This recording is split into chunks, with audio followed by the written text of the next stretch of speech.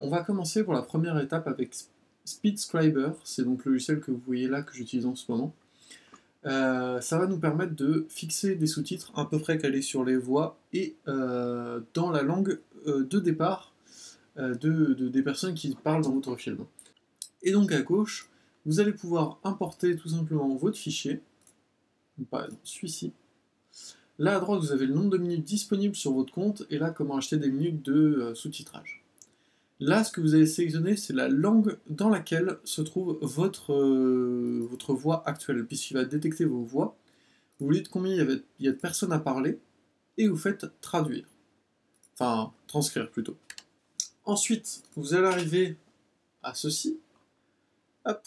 Donc, un espèce de long texte avec tous les dialogues décrits et de caler à peu près sur les voix.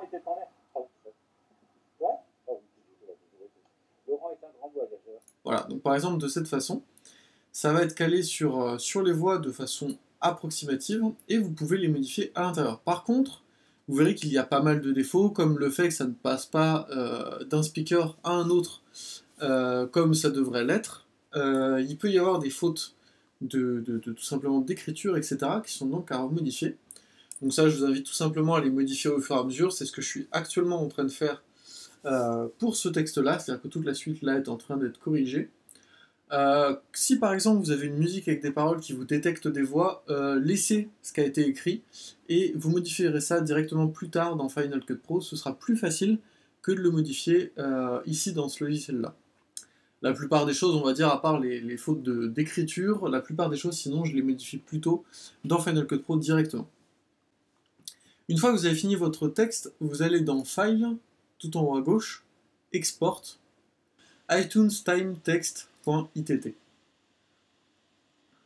Donc, on va tout simplement exporter notre petit truc là, fichier, on va aller dans Importer, XML,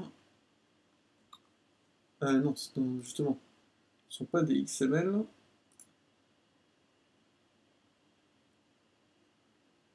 tac tac tac, sous-titres codés, et ITT en français. Voilà. Français de France. Relative à la timeline ou absolue, je crois que les deux fonctionnent de toute façon avec ce logiciel. Et voilà, vous avez donc vos sous-titres qui sont incrémentés sur vos différents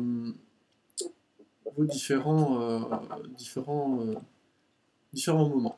Tout est calé sur les bons moments. Par contre, vous avez remarqué, en en-tête, des fois, il y a, voilà, comme là, par exemple, il y a marqué speaker.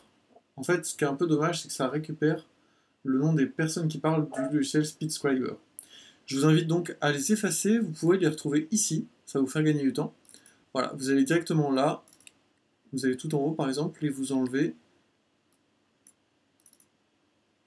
speaker 1, hop, ça se fait assez vite. Donc ça, il suffit tout simplement de les enlever. Je vous récupère sur la suite pour vous montrer comment exporter tout ça et en faire quelque chose d'utile. Voilà, toutes les photos ont été réglées, etc. Là, vous pouvez faire partager, exporter le fichier. Et ce qui va être important, c'est d'aller dans Rôle, et ensuite vous allez dans Sous-titres codés.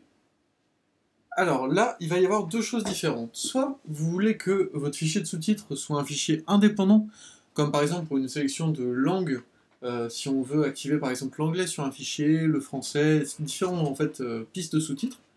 Mais si vous voulez qu'il soit vraiment incrusté dans la vidéo qu'il en fasse partie, voilà, c'est là qu'il faut cliquer dessus. Vous allez sélectionner français ITT, puisque c'est ceux-là que j'ai défini comme étant les sous-titres de ma vidéo. Vous faites OK, et puis là vous faites exporter. Si vous faites là, les sous-titres seront... Alors c'est ce qui m'a intéressé moi pour ce que j'étais en train de faire. Je vais vous montrer. Hop. Ils vont être intégrés, totalement. C'est-à-dire que, voilà, dès que vous en avez mis, ça va être totalement intégré à la vidéo. Par contre, vous pouvez complètement les rendre indépendants. C'est-à-dire que... Alors attends, je vais juste check quelque chose. Mais en gros, vous pouvez les rendre complètement séparés. Voilà, c'est ça. Dans tous les cas, là, ils en font partie, en fait, les sous-titres. On ne peut pas les enlever. Par contre, vous pouvez les mettre à part. Alors, vous pouvez tout simplement cocher la case « Exporter chaque langue ITT dans un fichier distinct. Dans ce cas-là, ce qui va se passer, alors juste remettre en aucun, voilà, par défaut. Exporter chaque langue ITT dans un fichier distinct, tout simplement, ça va vous créer des petits fichiers ITT à part, par langue. En gros, tous les fichiers ITT que vous avez incorporés dans votre montage, ils vont vous les sortir un par un, comme étant des langues différentes. Et ça vous permettra ensuite, dans VLC, de choisir quelle langue de sous-titres vous voulez appliquer. Pour la traduction, je vous ferai une autre vidéo pour vous expliquer complètement les étapes de traduction. Ce sera à partir de vos fichiers ITT comme là nous avons, donc il faudra les sortir, les exporter de votre vidéo, et je vous expliquerai comment avoir des fichiers ITT dans différentes langues. Mais tout d'abord, voilà, il va falloir bien les caler sur votre image, tous les installer, corriger les fautes, et exporter votre fichier ITT. Voilà, sur ce, on se retrouvera sur une autre vidéo pour pouvoir parler un petit peu de la technique de traduction.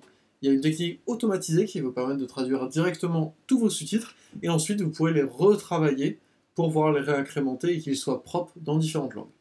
Sur ce, je vous dis à très bientôt pour une prochaine. Salut à tous.